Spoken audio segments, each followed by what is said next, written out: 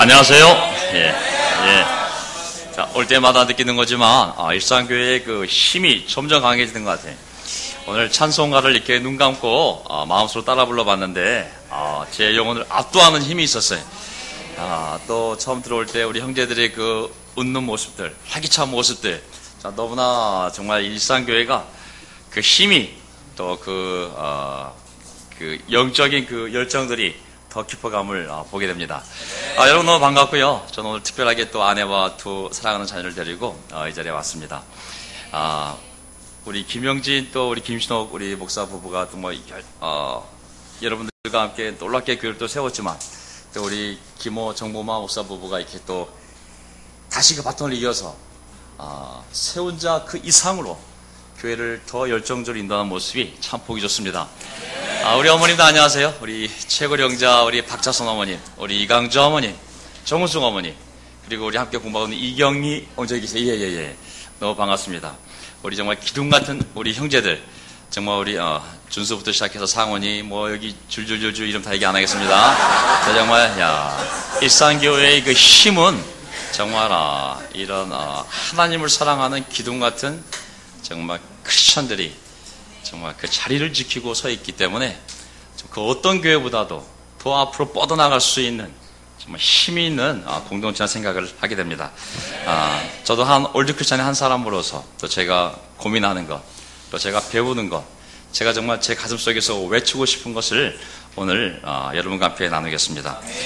저의 오늘 설교 제목은 그들은 소리를 지르며 엎드러졌다라는 제목입니다. 이것은 레위기 9장에 나와 있는 마지막 말씀인데요. 오늘 저의 설교 주제는 예배에 관한 것입니다. 우리 김호 목사님께서 저에게 예배에 대해서 한번 설교를 할 수 있으면 그 주제로 한번 설교를 하면 좋겠다는 제안이 있어서 제가 오늘 특별히 예배에 대해서 함께 성경 말씀을 나누고자 합니다. 괜찮겠습니까? 예. 어느 날 이스라엘 한 사람이 험난한 인생길을 살다가 라비에게 물었습니다. 이렇게 험난한 인생길, 어떤 길이 가장 안전한 길입니까? 라비가 대답하기를 하나님께 예배드리러 가는 길이 가장 안전한 길이다 라고 했습니다. 이 세상에 수많은 길이 있지만 하나님께 예배드리러 가는 길이 저는 가장 복되고 안전한 길이라고 생각합니다.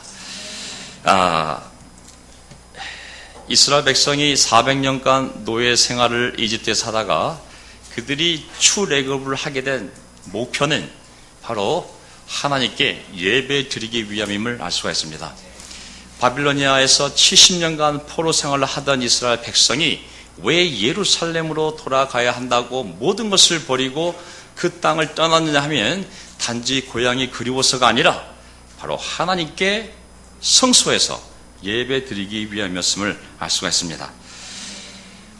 사실 예배에 대한 매뉴얼은 레위기입니다. 신약에서 예배에 대한 그 말씀이 많지 않습니다. 우리가 잘 아는 하나님은 영과 진리로 예배하는 자를 찾으신다. 지금은 진정한 경배자들이 영으로 하나님께 예배를 드린다고 그랬잖아요. 하지만 정말 자세한 하나님 앞에 나아가는, 드리는, 바치는, 하나님을 만나는 그 영광스러운 제사 예배의 그 모습은 우리가 구약의 레위기를 통해서 잘 알 수가 있습니다. 레위기 1장부터 7장까지가 어떻게 예배를 드려야 하는지에 대한 방법에 대한 내용입니다. 그 제사 종류들. 그 다음에 8장이 그 예배를 인도하는 자가 어떻게 준비해서 백성들을 하나님 앞에 인도해야 되는지 그 대제사장과 제사장들을 세우는 장이 8장이고 오늘 공부하게 될 9장이 바로 하나님이 지으라고 한 그 성소에서 그 교회에서 하나님이 특별히 지정하여 거룩하게 구별한 대제사장이 하나님이 명령한 그 제물을 가지고 와서 처음으로 공식적으로 목사가 처음 돼서 임명받은 사람이 첫 설교하는 것 같은 그 장면이 바로 레위기 9장입니다. 그래서 이 9장을 통해서 우리가 오늘 이 예배를 드릴 때 어떠한 역사가 벌어지는지를 우리가 이해하고 확신을 갖고 우리가 예배를 임하기를 바라겠습니다. 레위기 9장을 볼까요? 예. 9장 1절. 예.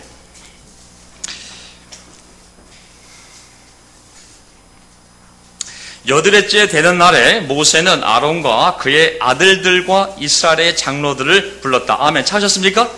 예, 8일째 되는 날이라고 그랬어요. 그렇죠? 왜 8일째냐면 성소를 다 짓고 십계명을 다 받고 그리고 하나님이 그 예배를 어떻게 드려야 될지 그 예배 책임자를 세워서 아론과 아론의 아들들이 이 예배를 인도하라라고 대제사장과 제사장으로 세운 다음에 그들을 7일 동안 분리시켰어요. 격리. 너희들은 집에서 나와.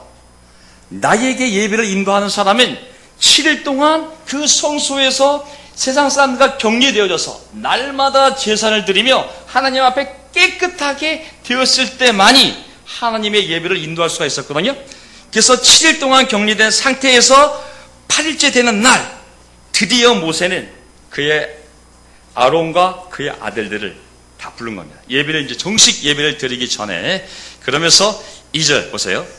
모세가 아론에게 말하였다. 속죄 제물로 바칠 송아지 한 마리와 번제물로 바칠 순양 한 마리를 흠없는 것으로 주님 앞으로 가져오십시오. 그리고 이스라엘 자손에게 말하여 속죄 제물로 바칠 순염소와 번제물로 바칠 1년 된 송아지와 어린 양을 각각 흠이 없는 것으로 한 마리씩 가져오게 하고 또 화목 제물로 바칠 숫소와 순양을 주님 앞으로 끌어오게 하고 기름에 반죽하여 만든 곡식 제물을 가져오게 하십시오. 그리고 주님께서 오늘 그들에게 나타나실 것이라고 이루십시오. 아멘. 자, 제 오늘 설교 첫 번째 포인트는 바로 여기입니다. 예배란 주님께서 오늘 그들에게 나타나는 것입니다. 아멘. 예. 자, 예배는 하나님이 원하시는 방식으로, 하나님이 받기 합당한 방식으로 드려져야만 했습니다. 왜? 예배의 대상은 하나님이지 우리가 아니기 때문에. 예배라는 것은 한자로 예를 들여 잘한다는 뜻이잖아요. 그렇죠? 누구에게? 하나님께. 그래서 그 절을 받는, 그 경배를 받는 하나님이 명령한 지침대로 예배를, 제사를 드려야만 했음을 알 수가 있습니다. 근데 먼저 그 예배를 인도하는 그 아론과 대제사장들이 7일 동안 격리되어져서 날마다 제사를 드리며 정결하게 했지만 다시 공적인 예배를 백성들과 함께 드릴 때는 또 그 자신을 위해서 죄를 용서받는 속죄 제물을 또 바쳐야 됐습니다. 그리고 백성들에게도 마찬가지로 속죄 제물과 그리고 화목 제물과 그리고 번제물을 가져오라고 했습니다. 자, 레위기를 보면 굉장히 까다롭습니다. 그죠? 1장 1절에서 한 15절 읽다가 덮어버리는 게 레위기잖아요. 그죠? 야, 항상 새로운 마음으로 이번에 정말 레위기를 한번 읽어봐야지 하다가 2장 3장에서 역시 레위기는 우리가 읽고 있는 게 아니야. 그러다가 이제 넘어가는 게 레위기잖아요. 그만큼 까다로워요. 왜냐하면 하나님이 그렇게 받기를 원하셨어요. 그냥 적당히 뭐 속죄물로 집에 뭐 소가 있냐? 소 한 마리. 그 다음에 번제물 요즘 뭐 어떻게 사냐? 어려워? 그러면 양 2마리. 이런 식이 아니에요. 정확한 규정들.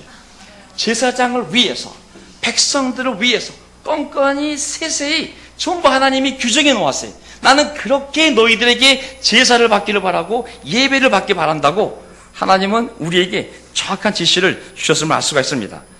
그 결과는 무엇이냐면 우리가 순종하여 그렇게 제사를 드릴 때, 예배를 드릴 때 하나님의 약속은 뭐냐면 내가 너희에게 나타날 것이라는 것입니다. 여기 보면 3가지 제물이 나오지 않습니까? 속죄 제물, 그리고 번제물, 화목 제물은 가장 기본적인 레위기에 나와 있는 3가지 제물입니다. 옛날에 우리 일산교회에서 구약 공부했죠? 예, 그때 공부했을 거예요. 속죄 제물은 말 그대로 사람이 하나님 앞에 죄를 용서받기 위해서 드리는 제물입니다. 어느 누구도 죄를 가지고 하나님 앞에 나아갈 수가 없습니다. 죄를 가지고 나가면 죽게 되어 있습니다. 하나님의 거룩이라는 하나님의 그 거룩 앞에 죄를 가지고 나간 인간은 죽게 되어 있습니다. 반드시 그 죄를 제하지 않으면 감히 성소 안에 들어갈 수도 없는 것이죠. 그래서 제일 먼저 사람들은 자기의 죄를 용서받기 위하여 속죄 제물을 드려야 됐습니다. 두 번째는 번제물. 번제물은 말 그대로 배웠지만 다 태우는 거 아니겠습니까? 이게 whole burning이 전부 짐승 자체를 다 태워서 다 바치는 거예요. 다 남는 게 없어요. 전부 다 하나님께 바치는 것. 내 삶을, 내 생명을 다 드리는 것. 내 인생의 주권이, 내 인생의 생명이 하나님의 것임을 인정하고 그것을 다 드리는 것. 이게 바로 번제물입니다. 하나님, 제 인생은 주님이 창조하셨고 저의 죄성과 약함과 한계로는 살아갈 수가 없습니다. 주님이 비를 주셔야 농사가 되고 풀이 자라야 소와 양이 자라고 우리의 모든 본성도 주님께 달려있으니 우리의 인생은 주님의 것입니다 하고 드리는 제물이 바로 번제물입니다. 그 화목제물은 무엇입니까? 죄를 용서함 받았고 내 인생을 주님께 드렸기에 하나님과 평화로웁니까? 얼마나 마음이 기쁘겠어요, 그렇죠? 감사합니다, 주님. 제 마음에 기쁨이 있습니다. 저는 이 기쁨을 주님께 표현하고 싶고 사람들과 함께 나누고 싶습니다. 드리는 제물이 바로 화목 제물임을 알 수가 있어요. 그 제물이 온전히 드려질 때 내가 너희 가운데 나타날 거라고 약속을 하신 것이지. 자, 그래서 우리는 예배에 대해서 우리 이런 마음이 있습니다. 예배에 가는 것이 출근 도장을 찍는 건 아닙니다. 예배의 목표는 출석도 아니고 가서 유익한 부부관계, 자녀 양육에 대한 레슨을 듣는 것도 아닙니다. 물론 우리가 사랑하는 가족들의 얼굴을 보기 위해서 기쁨으로 달려왔지만 진정코 우리가 만나야 할 분은 바로 하나님임을 알 수가 있습니다.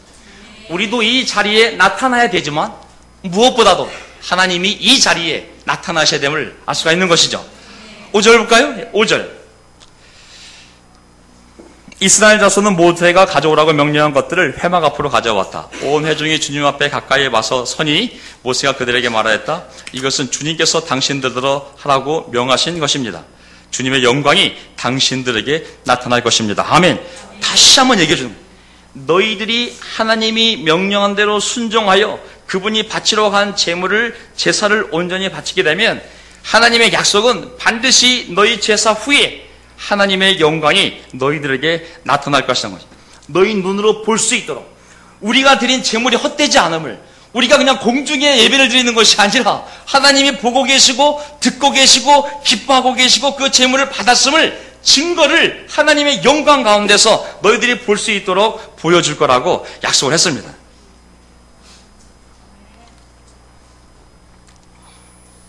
그러면서 다시 7절을 보세요. 7절. 그런 다음에 모세는 아론에게 일렀다. 형님은, 여기서 형님은 어떤 형님이죠? 그 형님이 아니죠. 아론은 대제사장이니까 제단으로 가까이 가셔서, 번제단입니다. 번제단. 짐승을 태워 바치는 번제단. 형님과 백성의 죄를 속하도록 속죄제물과 번제물을 바치시기 바랍니다. 그 다음에 백성이 드리는 제물을 바쳐서 그들의 죄도 속하여 주시기 바랍니다. 이것은 주님께서 명하신 것입니다. 이때 아론은 제단으로 나아가서 자기의 죄를 속하려고 속죄제물로 바치는 송아지를 잡았다. 아론의 아들들이 피를 받아서 그에게 가져오니 그는 손가락으로 피를 찍어서 제단 뿔, 번제단 뿔에 발랐고 나머지 피는 제단 밑바닥에 쏟았다.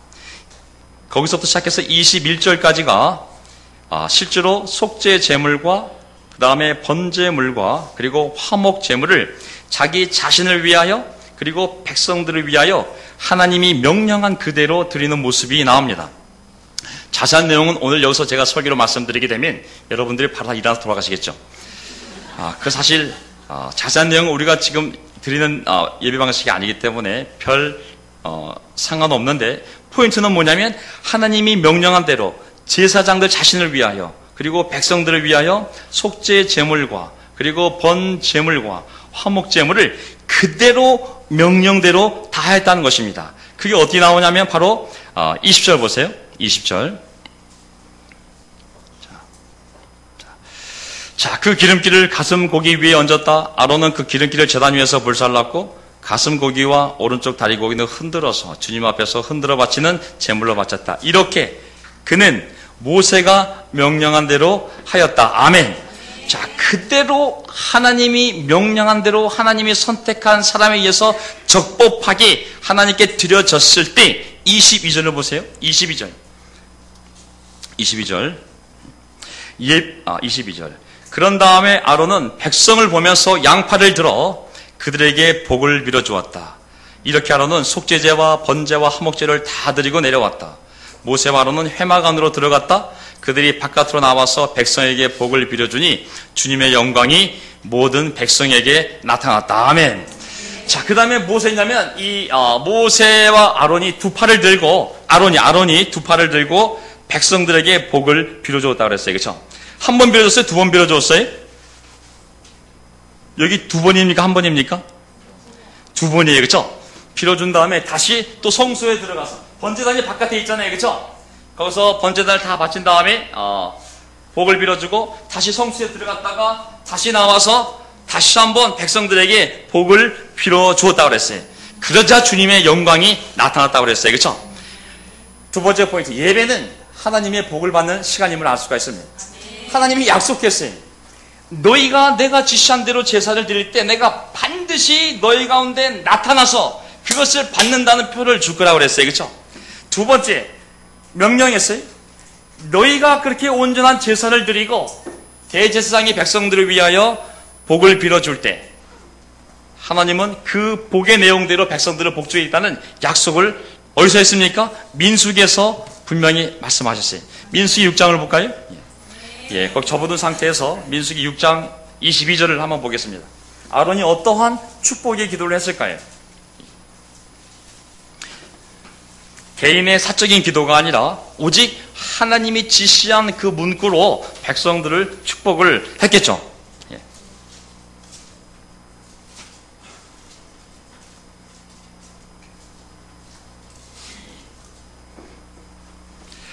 찾으셨습니까? 예. 6장 22절. 주님께서 모세에게 말씀하셨다. 너는 아론과 그 아들들에게 말하여라. 그들이 이스라엘 자손에게 복을 빌 때에는 다음과 같이 빌라고 하여라. 주님께서 당신들에게 복을 주시고 당신들을 지켜주시며 주님께서 당신들을 밝은 얼굴로 대하시고 당신들에게 은혜를 베푸시며 주님께서 당신들을 고이 보시어서 당신들에게 평화를 주시기를 빕니다. 그들이 나의 이름으로 이스라엘 자손에게 이렇게 축복하면 내가 친히 이스라엘 자손에게 복을 주겠다. 아멘. 자, 이 축복 기도는 오직 대제사장만이 할 수 있는 거예요. 하나님이 그에게만 준 명령이자 특권이 아무나 복을 빌 수가 없어요. 그 제사를 인도했던 대제사장이 온전히 백성들이 하나님께 바칠 것을 바치고 나면 그가 나와서 백성들에게 이렇게 축복을 해야만 내가 나타날 거라고 말씀을 하셨어요. 그렇죠? 그래서 하나님 자체도, 하나님 그분도 예배와 제사를 축복과 묶어놨어요. 이렇게 묶어요. 그러니까 우리가 예배를 나온다는 것은 정말 복받는 시간임을 알 수가 있습니다. 아멘. 물론 주일 안수라는 우리가 이 청교도 정신에 의해서 꼭 주일을 지킨다는 그런 율법적인 의무감도 있지만 더 중요한 것은 의무가 아닙니다. 이것은 하나님이 예배 드리러 나오는 백성들, 하나님 앞에 하나님이 명령한 제물을 바쳐 나온 백성들에게 복을 내릴 때 내가 너희가 빈 그 복대로 거기 자리에 앉아있는 모든 백성에게 복을 내리겠다는 것이 하나님의 약속입니다. 그래서 우리가 우리 한국교회의 전통적인 것은 어떤 건 싫어하지만 배울 게 있어요. 바로 담임 목사님의 마지막 이 축도임을 하시죠. 저희는 저희 교회 생리사 이 종교적인 것을 싫어하는 이 DNA가 있어요. 특히 목소리 까는 사람 싫어하고 그리고 하여간 뭔가 하여간 우리는 한국 교회 이런 형식적인 걸 싫어하거든요. 근데 그들이 그런 형식을 그냥 만든 게 아니에요. 다 성경의 토대에서 올바른 신앙을 가지고 그것을 예배 의식에 갖고 들어왔음을 알 수가 있거든요. 그래서 물론 어떤 극단적인 경우에는 설교를 안 듣더라도 마지막 축도는 내가 받아야 한다고 그래서 축도하기 전에 발을 디미는 분도 사실은 어르신들 중에 계셨어요. 그걸 받고 가야 예배가 되는 것이지 설교를 잘 듣고 다 한 다음에 그 축도를 안 받으면 그게 무슨 소용이냐는 거예요. 그래서 그것이 신약에 와서는 요 말을 한 문장으로 줄여서 축도하는 문장이 바로 하나님 아버지의 사랑과 우리 주 예수 그리스도의 은혜와 성령의 교통하심이 오늘 이 자리에 계신 여러분들과 여러분의 가족과 영원히 함께하기를 비나이다. 이게 아이고 오늘 예배가 끝났네. 복 받았어. 근데 이거 사실 종교적인 것이 아니죠. 하나님의 약속이에요. 그들에게 하나님의 복이 얼마나 중요했냐면 하나님이 복을 줘서 비를 내려야 농사가 되는 거예요. 하나님이 비를 내려서 풀이 자라야 소와 양이 자라는 거예요. 하나님이 원수들로부터 농산물을 지켜줘야 내가 먹고 살 수 있는, 전적으로 하나님께 의지하지 않고는 살 수가 없는 거예요. 아이가 태어나는 것도 하나님이 이 자궁의 태를 열어줘야 아이가 태어나는 거예요. 아이가 돌을 넘기는 것도 하나님이 그 아이의 생명을 보호해줘야 성장할 수 있는 거예요. 모든 삶이 하나님의 능력과 관련되어 있었기에 이 복을 받는다는 것은 너무나 중요한 게 아니에요. 지금은 우리가 하나님 없이도 살 수 있는 세대가 되었기 때문에 하나님에 대해서 그 복에 대해서 생각하면 종교적으로 생각하지만 절대 종교적인 것이 아닙니다. 너무 정상적인 거고 영적인, 날마다 하나님께 의지하고 그 복을 바라고, 그리고 예배가 끝났을 때 목사님이 하나님의 약속한 그 축복을 이 자리에 함께한 백성들에게 그 약속을 지켜주시옵소서. 아픈 자가 있으면 그를 치료하여 주시고, 가난한 자가 있으면 그의 삶을 부유하게 하시며, 그가 실망하고 있다면 하나님이 위로하여 주시며, 낙담하고 있다면 하나님께서 함께 하셔서 그 집안을, 그 부부관계를 축복하여 주시옵소서. 이게 얼마나 복된 기도입니다. 물론 아멘한 사람에게만 복이 내리겠죠. 아니 목사님 하시던 말든 전 괜찮아요. 그러면 하나님이 굳이 일부러 주시겠어요? 예. 그래서 그 예배 제사를 축복과 하나님이 묶어놨다는 거, 그렇죠? 그래서 축복이 기도가 이루어졌을 때 바로 그때 하나님의 영광이 나타났다고 그랬어요. 어떻게 나타났을까? 24장. 바로 그때에 축복 기도가 끝났을 때에 바로 그때에 주님 앞에서부터 불이 나와 제단 위에 번제물과 기름기를 불살랐다. 모든 백성은 그 광경을 보고 큰 소리를 지르며 땅에 엎드렸다. 아멘. 오늘 설교 주제가 바로 이겁니다. 백성들은 큰 소리를 지르며 땅에 엎드려졌다. 자, 번제단 크기가 크지 않습니다. 1.5m, 1.5m니까 번제단이 별로 크지 않잖아요. 그렇죠? 근데 그들이 올렸던 그 고기가 처음에는 서서히 타다가, 그들이 지핀 불에 의해서 타다가 어느 순간 아론이 백성들 향하여 축복 기도를 하고 내려오자마자 하늘에서 강력한 불이 내려와서 그 짐승들을 한순간에 확 태워버린 거예요. 그것은 그 성소 위에 항상 구름이 있잖아요. 그렇죠? 하나님의 임재를 나타내는 구름이 있잖아요. 그 구름에서부터 그 성소가 50m, 25m거든요. 얼마 크지 않아요. 그렇죠? 그 성소 주변에 수십만의 사람들이 모여 있는데 그 한가운데 있는 저 구름에서 엄청난 불이 내려와서 그 제단에 있는 그 제물들을 한순간에 확 삼켜버리자 사람들이 그 모습을 보고 두 가지 반응을 했어요. 그렇죠? 모든 백성은 왜? 정 가운데에 있는 구름 위에 하나님의 임재를 나타내는 구름 위에서 불이 내려왔기 때문에 모든 백성이 볼 수가 있었어요. 그 광경을 보고 큰 소리를 지르며 땅에 엎드려졌다고 그랬어요. 그렇죠? 이거는 무엇을 나타내냐면 너희들이 드리는 예배가 허무한 짓이 아니라는 거예요. 내가 보고 있고 내가 마음 냄새를 맡고 있고 내가 듣고 있고 그것을 보여주는 사인이 바로 이 불이 내려온 가시적인 사건임을 알 수가 있습니다. 그렇죠? 예. 제사장에게 복을 빌어줄 때 헛소리가 아니라는 거죠. 내가 그에게 명령했고 내가 그 복의 기도를 듣고 있고 내가 복을 줄 거라는 분명한 영광의 표현을 백성들에게 증거했음을 알 수가 있습니다. 자, 여기서 소리 지르는 얘기는 영어로 shout for joy입니다. 구약의 중요한 신학이 기쁨의 신학이에요. 하나님 앞에 제물을 드릴 때 하나님은 그 제물을 기뻐 받으시며 그리고 그 제물을 드리는 자를 복주시기 때문에 그 제물을 드린 자는 자기의 제물이 연락되어지는 것을 보면서 하나님이 복줄 것을 믿으면서 그 평화와 기쁨 가운데 하나님께 기쁜 반응을 보이는 것이 구약의 모든 제사의 특징이잖아요. 시작도 마찬가지입니다. 그래서 여기 보면 백성들은 그 순간에 소리를 지르다는 것은 너무 기뻐서 야 정말 우리의 제사를 하나님이 받으시는구나 분명한 사인을 보고서 너무 기뻐서 그냥 소리를 지르며 수십만의 사람들이 열광의 도가니가 된 것이 바로 이 모습이에요. 정말 오늘날 교회는 없는데 북한에 있는 게 하나 있어요. 열광적인 기쁨이. 물론 너무 세게 가면 이단 소리 듣는데 자 어쨌든 그 하나님이 나타났을 때 그 감동은 표현할 수가 없는 거예요. 그렇죠? 그 하나님이 나타났으니까 그 영광의 불을 봤을 때 그 백성들이 너무 기뻐서 소리를 지르며 나타나셨어, 나타나셨어 하면서 그 순간 다 쓰러진 겁니다. 이게 어떻게 나왔어요? 소리를 지르며 땅에, 이게 비명소리 아닙니다. 에 하고 쓰러진 게 아닙니다. 너무 놀라가지고 귀신 보고 하는 게 아니라 하나님을 봤다는 거예요. 하나님을. 그리고 정말 놀라운 걸 보면요, 다리가 풀리게 돼 있어요. 다리가 풀리는 거예요.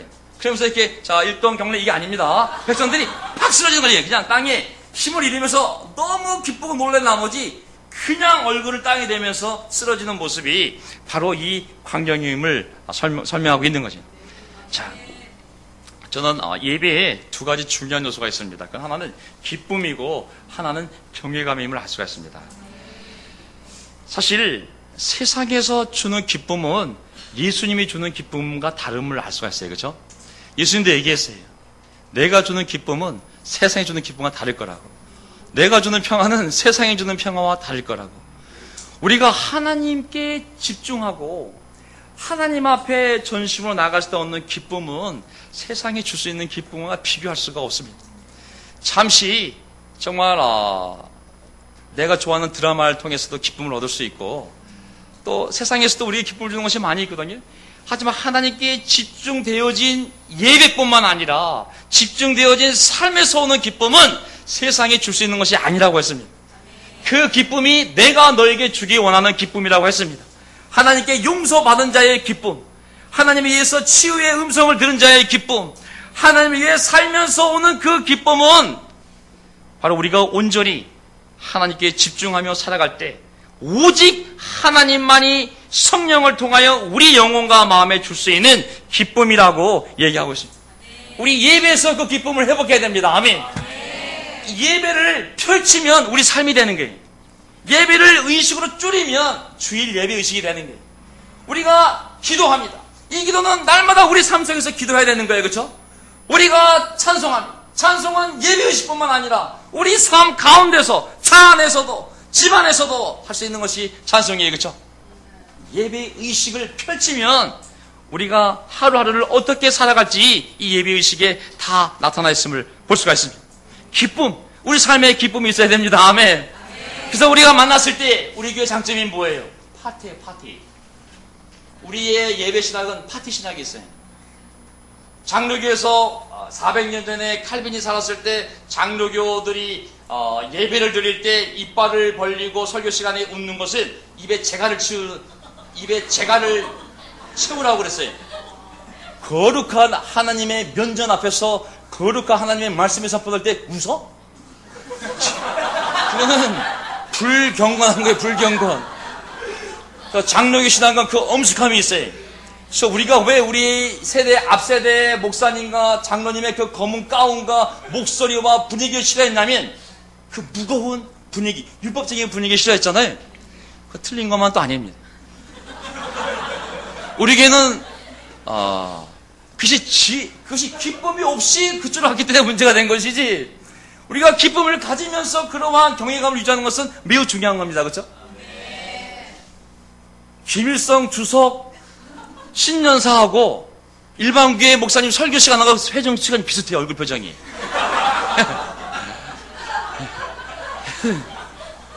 근데 우리 교회의 장점은 무엇이냐? 그 기쁨이 있다는 거예요. 만났을 때 허그하고. 왜? 구원받은 자녀들이 와서 그 기쁨을 나눠야 되잖아요. 그렇죠? 아멘. 하나님 앞에 나왔다는 기쁨이 있어야 돼요. 그렇죠? 하나님이 오늘 그 말씀을 통하여, 기도를 통하여, 성찬을 통하여, 그리고 찬송을 통하여 내 마음에 나타나기를, 내 삶에 나타나 주기를, 내 마음을 움직여 주기를, 그 불이 내 삶에 임하기를, 그 불이 내 마음을 움직여 주기를 우리가 기대하지 않습니까? 그래서 우리 안에 기쁨이 있는 것은 너무 맞습니다. 아멘. 두 번째는 경외감인 것이죠. 정말 우리가 정말 조심해야 될 것은 이 경외감입니다. 뭐든지 상처로 반대쪽으로 가면 그것의 장점을 잃어버릴 수 있는 위험이 있거든요. 우리 예배 안에, 우리 삶 안에 하나님에 대한 경외감이 사라지게 되면 종교의, 우리 신앙의 가장 중요한 토대를 잃어버리는 것과 똑같습니다. 왜 잠언의 구약에 하나님을 경외하는 것이 지혜의 근본이라고 했을까요? 우리 인간은 타락한 본성과 연약함 때문에 시간이 지나면 지날수록 세대 일로부터 멀어질수록 하나님에 대한 경외감을 잃을 수밖에 없는 존재거든요. 경외감. 왜 남편은 아내를 사랑하고 아내는 남편을 존경하라고 명령했을까요? 그 많은 것들이 있지만 시간이 지나면 지날수록 결혼 날짜부터 멀어질수록 아내는 남편에 대한 존경을 잃는 것이 너무 자연스러운 인간의 타락한 본성이고, 남편은 아내에 대해서 결혼식 날 눈까지 뽑아줄 수 있는 사랑이 있었지만 그 결혼 기념일이 멀어질수록 선물조차 하기 싫은 그러한 존재일 수밖에 없기 때문에 그렇게 명령을 하신 거예요. 제가 주례 때 맨날 아내는 남편을 사랑하고 남편 나를 존경하면 웃어요, 둘 다. 너무 잘하고 있으니까. 하지만 3년이 지나고 5년이 지나면 그게 무슨 말씀인지 알겠죠? 경외감도 마찬가지거든요. 왜 하나님을 경외하는 것이 지혜의 근본이라고 했냐면, 인간은 시간이 지나면 지날수록 종교의식에 익숙해지고 서로 익숙해지다 보면 그 경외감을 잃을 수밖에 없고요. 경외감을 잃으면서 우리는 하나님 관계에서 많은 선을 넘어가게 됨을 알 수가 있습니다. 어떻게 우리가 넘어가는지는 나중에 더 하기로 하고, 어쨌든 우리는 하나님에 대한 경외감을 구약에서 보면 절대 잊으면 안 되는 겁니다. 하나님은 자신의 존재를 인간들에게 보여줄 때 그냥 하나님 오셨네, 안녕하세요, 그렇게 나타나지 않습니다. 시내 산에서 처음으로 그 백성이 나타났을 때는 그 산이 녹아내렸다고 그랬어요. 화산 그 십계명을 주기 위해서 하나님이 직접 말하기 위해서 내려왔을 때 그 시내 산이 터져버렸어요. 화산은 뭐냐면 그 산이 감당을 못해서 그 존엄함을 산이 터져버린 게, 그뿐만 아니라 산이 떠는 거였어요. 다다다다다다다다. 야, 하나님 오셨어. 다다다다다다다다다. 하늘이 감당을 못해. 막 천둥을 치고 막 번개를 치고 피조물이 그 하나님의 거룩함을 감당을 못해서 표현하는 것이 바로 그 모습들이. 아브라함이 하나님 당신의 모습을 보여주세요. 보여주면 제가 더 잘 믿을 수 있을 텐데 넌 내 모습 보면 죽어. 아브라함 본 것을 하나님 지나고 한참 뒤에 나 지나갔다. 그거 보고도 깜짝 놀랐어요. 엘리야가 동굴에서 너무 낙담되었을 때 이게 뭡니까 하나님? 자, 하나님을 위해서 동굴에서 죽어가고 있잖아요. 이세벨이 죽이려고 그래요. 아비 죽이려고 그래요. 이게 뭡니까 예언자가? 그래, 내가 모습을 보여줄게. 눈 감아라. 바위가 쪼개지고 한참 지나간 다음에 내 뒷모습 봤니? 초대교회 때, 교회가 세워졌을 때, 성령이 내려왔을 때 건물이 흔들릴 만큼 세찬 바람과 함께 불이 각 사람에게 내리지 않았습니까? 예수님이 변화산에서 변화되었을 때, 영광스러운 모습 변화되었을 때 얼마나 놀랐냐면 베드로와 야고보, 요한이 그냥 쓰러져서 주님, 제가 여기다가 성소를 세우면 되겠습니까? 라고 할 정도로 하나님이 우리에게 나타나셨을 때, 하나님의 임재 가운데 속에서는 마땅한 인간이 신에 대하여 가져야 될 경외감을 우리에게 요구하고 있음을 알 수가 있습니다. 아멘. 저는 세 번째 포인트, 예배는 기쁨과 경외의 시간이라고 믿습니다. 아멘. 모든 순서를 통하여 우리의 기쁨을 회복하고, 모든 순서를 통하여 우리의 마음속에 하나님에 대한 경외감을, 그가 창조주요, 우리 인생의 주권자요, 이 온 우주를 움직이고 지금도 통치하는 분이라는 그 확신을 다시 회복하는 시간이 되기를 바랍니다. 우리 히브리서 13장을 볼까요? 히브리 13장 15절.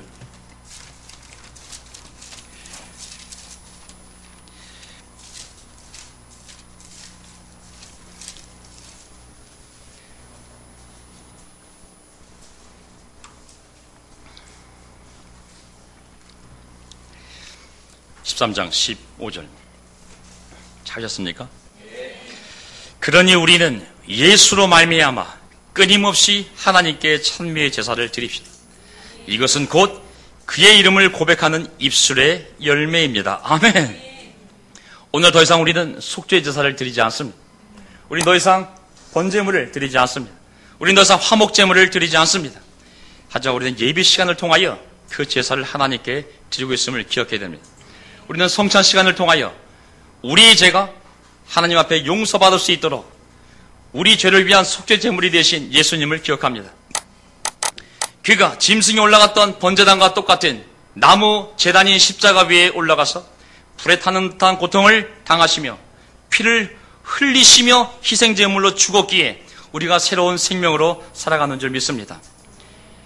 창으로 찔렀을 때 그 피가 나무 제단 위에 흘러서 그 번제단 뿔에 묻힌 것처럼 십자가 제단 위에 묻고 땅에 쏟아 부어짐으로 말미암아 그가 우리 죄를 위하여 온전한 제사를 완벽하게 드렸다고 성경은 얘기하고 있습니다. 연약하고 죄성을 지닌 우리는 날마다 죄를 짓기에 하나님과의 교제를 유지하기 위해 속죄 제사를 드려야 합니다. 하지만 더 이상 우리는 짐승의 속죄 제사를 드리지 않습니다. 이제는 예수님의 이름으로 우리의 죄를 고백하였을 때 하나님은 우리를 불쌍히 여기사 우리가 우리의 죄를 자백하면 자기 아들의 피로 영원히 계속하여 우리의 죄를 씻어주신다고 하셨기 때문입니다. 우리는 속죄제사는 날마다 드리지만 그것이 짐승이 아니라 오직 십자가 위에서 흘리신 예수님의 피로 하나님께 나아감을 우리는 기억합니다. 우리는 설교 시간을 통하여 우리를 위해 하나님께 번제제물이 되신 예수님을 기억합니다. 번제제물은 제물이 자기의 온 몸, 온 존재를 다 태워 바치는 것을 얘기합니다. 예수님께서 십자가 위에서 나무 제단 위에서 자기의 온 몸을, 온 삶을 다 태워 하나님께 드렸음을 알 수가 있습니다. 우리도 예수님을 따라 우리의 삶을 하나님께 온전히 바쳐야 됨을 기억하게 됩니다. 우리의 설교 시간이 무엇입니까? 우리 아이를 잘 키우는 것이 우리 설교 내용입니까? 우리 부부관계가 어떻게 하면 더 행복해지는 것이 설교 내용입니까? 그렇지 않습니다. 우리가 예수님처럼 번제물이 되어야 한다는 것. 우리의 삶이 하나님을 위하여 온전히 다 드려져야 된다는 것. 우리의 인생의 주권이 우리가 아니요 하나님의 것임을 인정하고 하나님 앞에 드려야 한다는 것.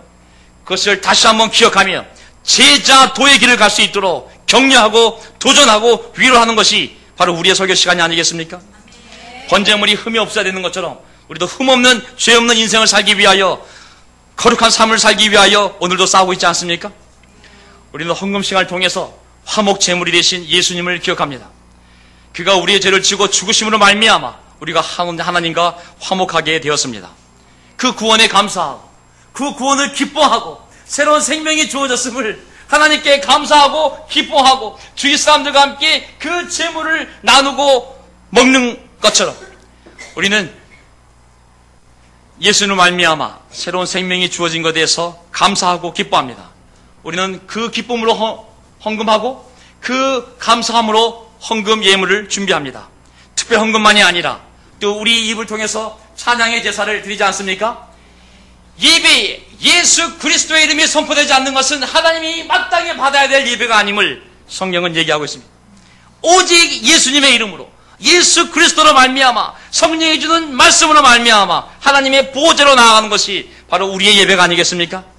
우리는 이 예배를 통하여 속죄제사를 드리며 화목제물을 드리며 그리고 번제물을 드림으로 말미암아 하나님 앞에 다시 창조주 하나님을 기억하고 그분이 내 인생의 주인임을 기억하고 그분의 나라가 올 때까지 내가 나 역시 하나님처럼 예수님처럼 화목제물이 되어서 이 세상에 복음을 전파하겠다고 결심하는 시간이 바로 우리의 이 설교 시간이 아니겠습니까? 네. 모든 기도를 통하여 하나님의 복을 간구했듯이 우리도 모든 기도를 통하여 하나님의 복이 우리 삶의 모든 영역에 임하도록 기도하지 않습니까?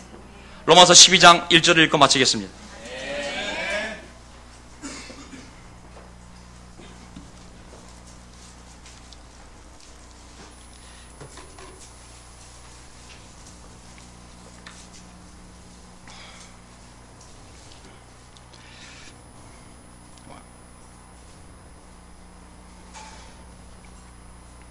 12장 1절. 형제자매 여러분, 그러므로 나는 하나님의 자비하심을 힘입어 여러분에게 권합니다. 여러분의 몸을 하나님께서 기뻐하실 거룩한 산제물로 드리십시오. 이것이 여러분이 드릴 합당한 예배입니다. 아멘. 이제는 예수님이 우리를 위해서 속죄제물과 번제물과 화목제물이 되었다면 이제 우리가 그 주님을 믿고 따르는 우리가 이 세상을 위하여 속죄제물이 되어야 되며 또한 번제물이 되어야 되며 화목제물이 되어야 한다고 성경은 말하고 있습니다. 그것이야말로 합당한 예배고 하나님이 기뻐하는 삶이라고 얘기하고 있습니다. 전 최근에 지난 주일날 저기 경기도 화성시에 있는 우리 자매의 아버님이 세례를 받으셨어요. 극적인 세례였는데요. 그 아버님이 파킨슨 증후군으로 말미암아 시한부 인생을 살고 있었는데 그 딸이 아버지에 대한 상처가 무지 많았지만 아버지가 시한부 인생을 사는 걸 보면서 어떻게 해서든 복음을 전하겠다는 마음을 가지고 교회에 부탁을 했어요. 그래서 제가 장로를 인도하기 때문에 요양원에 가서 봤을 때 집에서 갔는데 1시간 좀 넘게 걸렸어요. 경부선 타고 저기 기흥 신탄, 기흥 동탄으로 나가서 병점, 화성시 병점역이 있는데 그 요양원이 있더라고요. 갔더니 제가 갈 때 두 가지를 확인합니다. 신의식이 있는지 없는지, 신을 의식하는지. 어떤 사람은 신 뭐야? 이런 사람 있잖아요. 그렇죠? 그건 너무 어려워요. 그 신의식을 만들기가 너무 어려워요. 근데 어떤 사람은 양심이 있어서 신이 있죠. 하나님이 계시죠. 제가 죽일 놈이죠. 이런 분들은 벌써 신의식이 있기 때문에 두 번째, 신인식. 내가 말씀을 전할 때 그를 인식할 수 있는 능력이 남아있는지를 봅니다. 치매 걸리면 다 까먹어버리잖아요. 그렇죠? 나 치매 걸린 분들 가면 못 싸웠어. 나 다음 주에 가면 우리 아들 왔어. 그게 바뀌거든. 근데 그분이 놀랍게도 이 혀가 마비가 된 파킨슨 군이 혀가 마비되거든. 피를 흘리니까 말을 못하는 걸 잘 못해. 그리고 이 눈이 백내장이 오기 때문에 안 보이기 시작하는 거예요. 그럼 안 보이고 말을 못하면 제가 중요하게 생각하는 건 그게 아닙니다. 귀요, 귀. 복음을 귀로 듣잖아요. 그렇죠? 들으면 되거든요. 믿음은 그리스도의 말씀을 듣는 데서 나기 때문에. 그래서 항상 물어봅니다. 답을 잘하는지, 잘 들리는지. 근데 그분은 다행스럽게도 너무 100% 잘 들리는 거예요. 너무 잘 들리는 거예요. 그래서 제가 결심, 이 분위기도 들을 수는 있구나 하고 갔다 오는데 오는 길에 굉장히 차가 막혔어요. 그래서 내가 이걸 혼자 또 갈 수 있을까 내가? 3년 동안 내가 또 했는데 또 해? 이거 이제 다른 사람이 할 때가 되지 않았는가? 그래서 제가 누구를 데려가야 되는데 최소한 그 아들이나 사위가 같이 가야 제가 공부를 할 수 있습니다. 제가 남이기 때문에. 근데 그 사위가 너무 늦게 끝나서 일요일 밤밖에 안 된다는 거예요. 근데 일요일 밤에 갔다 오면 그 길 무시장 막히는 거예요. 경부선 돌아오는 길이 맨날 막혀. 내가 할 수 있을까? 제가 그래서 내가 갔다 왔는데 아버지 상태 좋더라. 그래 공부해야지 하고 두달 도망 다녔어요. 그래서 내가 자신이 안 생겼어요. 왜냐하면 공부가 10번을 가야 될지 20번 하지 알 수가 없는 거예요. 세례가 끝이 아니에요. 하나님 부를 때까지 그 믿음을 도와줘야 돼. 3년이 될지 5년이 될지 알 수가 없는 거예요. 그래서 겁이 나는 거예요. 내가 도망 다녔어요. 그래서 오늘 또 만났어요. 그 형제를. 예배 시간에 해피름 설교하러 갔는데 영등포 송리도더라고요. 딱! 그래서 내가 이것도 하나님이 계시구나 하고 다시 한 번 갔어요. 근데 그 아버님이 눈도 좀 보이는지 제가 물어봤어요. 아버님 제가 누구야 했더니 목사님 그러는 거예요. 아버님 제 얼굴이 잘생겼어요 못생겼어요 했더니 잘생겼어 그래. 아멘. 이건 하나님의 계시다. 그래 이 정도 보이면 이거 하나님의 계시다. 내가 못생겼어도 안 하려고 했었는데 잘생겼다는데 내 마음에 동기부여가 됐어요. 아멘. 그래서 내가 아버지 자주 올게요 하고 왔는데 이거를 내가 일주일에 한 번씩 갈 생각했어요. 일주일에 한 번. 일주일에 한 번씩 가도 그냥 꾸준히 가면 되겠다. 근데 어떤 일을 벌어졌냐면 바로 그 주에 아내가 음식을 하다가 이 전기포트 이 물 끓는 데 있잖아요. 뚜껑이 열린 걸 모르고 훅 지나갔는데 그 수증기가 100도가 끓는 상태였기 때문에 휙 지나갔는데 이만큼이 그냥 물집이 잡히고 벗겨져 버렸어요. 근데 우리는 또 옛날 세대는 그거 뭐 약 바르면 다 나 된장 바르고 머리에서 뭐 된장 뭐 이상한 거 바르고 잤더니 더 번졌어요. 그래서 이걸 찍어다가 저기 이야근 형제라고 수원에 있는 최근에 개점을 했어요. 개원했어요. 그래서 보여줬어요. 사진으로. 근데 그거 보더니 정확히 3도 화상이라고 빨리 오라고 그래가지고 우리가 그냥 부랴부랴 또 수원을 가게 됐어요. 그래서 이 먼 데를 왔는데 더 놀라운 것은 매일 오라는 거예요. 매일. 이런 이 먼 데를 수원까지 영통 거기 가지고 매일. 근데 제가 어떤 생각이 들었냐면 그때 아내를 데려다 주고 여보 어차피 당신이 가는데 내가 지도를 봤더니 그 병원하고 이 아버님 요양원이 7km밖에 안 떨어진 거예요. 제가 당신이 치료받고 있어 내가 접사에 갔다 올게 하는데 그 아버님이 완전 열린 거예요. 와 옛날 카톨릭 배경이 있어가지고 뭐 침을 흘리시는데 아멘 이제 아유야 뭘 가르쳐도 다 아멘인 거예요. 완전히 열린 거예요. 그러니까 아내를 매일 데려다 주고 거기를 가게 된 거예요. 나중에 제가 깨달은 건 뭐냐면 하나님이 이 사람을 매일 오게 하기 위해서 이 일이 벌어지게 된 거구나. 왜냐하면 내 마음속에는 거기에 매일 갈 마음이 없었어요. 저는 미루고 싶었어요. 다른 사람이 해주기를 바랬어요.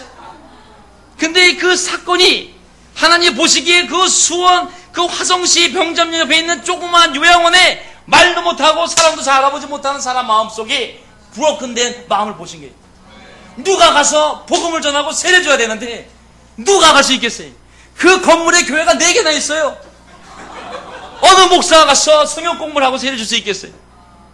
우리 교회가 있기 때문에, 그 딸이 있기 때문에 가능한 거 아니겠어요? 거의 매일 가서 성경 공부를 했어요. 너무 놀라요. 마음이 완전히 열렸어요. 2주 뒤에 아내가 의사한테 얘기 들었어요. 다 됐다고, 그만 나오시라고. 그때 공부가 끝난 날이었어요, 그게. 저 치료 끝난 그 주에, 그 지난주 주일입니다. 가서 세례를 받았어요. 네.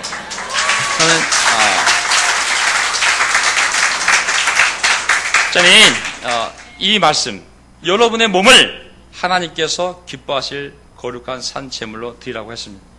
하나님이 우리의 삶을 제물로 삼아서 사람을 구원하기를 원하신다는 생각이 들었어요. 옛날에 우리의 마음의 상처, 그래 이 고통을 통해서 누군가를 구원할 수 있다면, 하지만 더 나아가서 제물이라는 것은 희생하는 것, 죽기까지 할 수 있는 것이 제물인 것이거든요. 우리 몸의 상처를 통해서도, 우리 몸의 병을 통해서도 하나님은 우리 몸을 사용하셔서 한 영혼을 구원하기를 원하신다는 것을 깨닫게 되었습니다. 오늘 예배에 함께 말씀을 나눴습니다. 예배, 그것은 하나님 앞에서 기뻐하며 엎드려지는 것입니다. 예배엔 약속이 있어요. 내가 나타나 줄게, 만나 줄게. 또 하나는 예배를 드리는 너희 모두에게 내가 복을 줄게. 그리고 세 번째는 무엇입니까? 그 예배의 기쁨과 경외감을 회복하고 세상에 나아가서 제자로서의 삶을 다시 살아갈 수 있는 힘과 위로를, 도전을 받는 시간이 예배인 줄 믿습니다. 일산 그리스도교회 다시 한번 힘을 모아서, 여기 주위에 교회 건물 많더라고요. 예, 제가 주차하느라고 3시간, 3번 돌았는데 평정합시다. 이쪽에 교회 하나면 됩니다. 우리가 진짜 제자 그리스도의 교회를 일산에 한번 세우기를 결심하고 싸우러 나갑시다. 아멘. 감사합니다. 예.